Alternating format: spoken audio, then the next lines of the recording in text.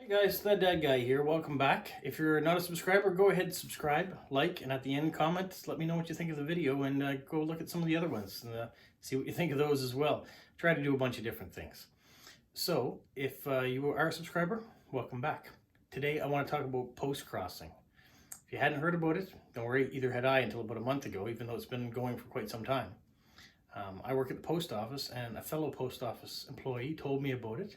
It's a great way to get mail volumes up, but also a great way to learn about different parts of the world because you're constantly getting postcards from all over and you're sending them out at the same time. So let me show you how it works. So here you can see the Postcrossing homepage. So it's postcrossing.com. So if you go into that, you can go in and log in. Here I'm already logged in as of Robert or that dad guy. And it shows you how many postcards you have in transit to people. You can have a maximum of 5. And how many you've received. So it shows I haven't received any yet. I have gotten my first one today. That's why I wanted to do the video.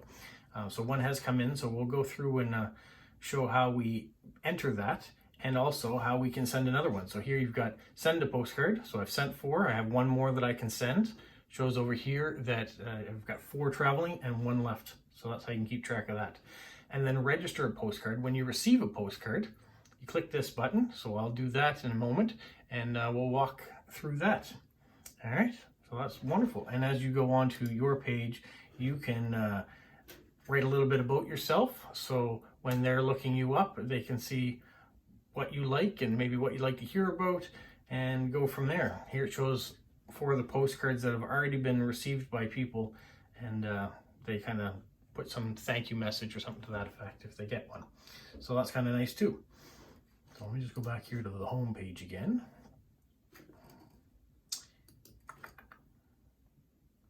There we are. All right, so we'll walk through this. So the first thing I'm going to do, now that I've got my postcard, you can see, nice one here. Beauty is Truth, Truth Beauty by John Keats. I'll block out my address, but it comes from Duncan all the way in Portland, Oregon. So that's kind of cool. Here I am on the east coast of Canada and he's on the west coast of the United States. So thank you, Duncan, for that. And you probably didn't know that I was going to put you in a video, but here we go. So you go register a postcard and the postcard ID, every one you get will come with an ID on it. So that lets the person on the other end know that you've got it because you're going to punch that in. And it will also let Duncan, in this case, have a chance to send out another postcard because one has reached.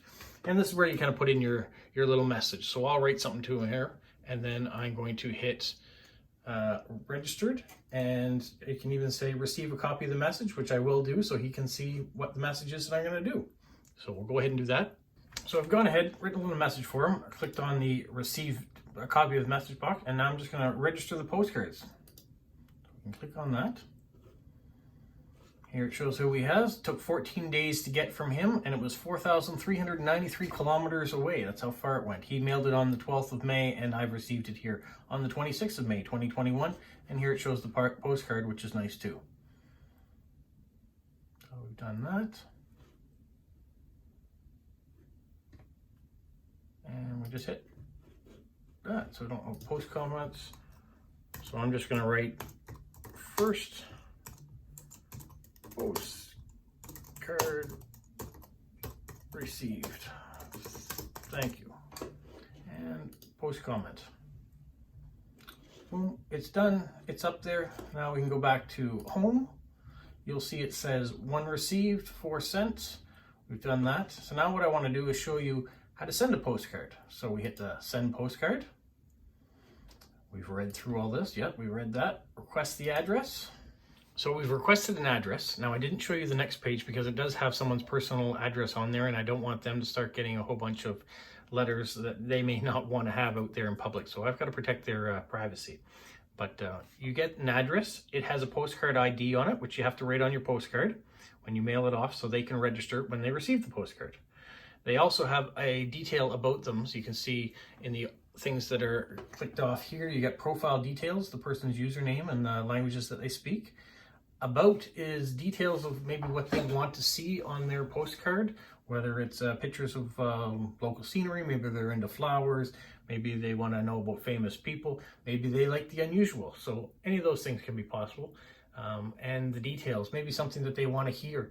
I had one lady, she wanted recipes, so I clipped out a local recipe and just taped it on the postcard to send it off. So they don't necessarily want to hear you talking because maybe they don't understand the language, because not everyone you send them to are going to speak the language you do, which is kind of interesting too, because you might get a postcard in a language you don't understand, but you can appreciate the stamps and the image on the front of the postcard, and it makes it kind of fun because you don't know where it's going to come from. So that was all on the page before. You just click here so you can see it, and then you can hit the print address. So once you hit print, it does show you the person's information again. So I have cut that out and gone back to the home page, and now it shows 4 sent and 1 received. But it also says I've got 5 traveling now, so I have 0 left because I've got all the. So I won't be allowed to send another postcard until I get one in the mail, or they get one in the mail and they've said that they've received it.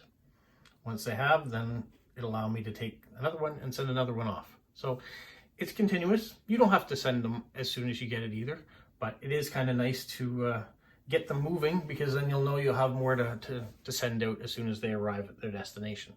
So there you have it. That's postcrossing. Sending postcards, receiving postcards from around the world helps keep the mail volume up, keeps people like me who are mailmen employed, and also gives us a chance to get to know a little bit about the world, especially during this pandemic where we're not allowed to travel.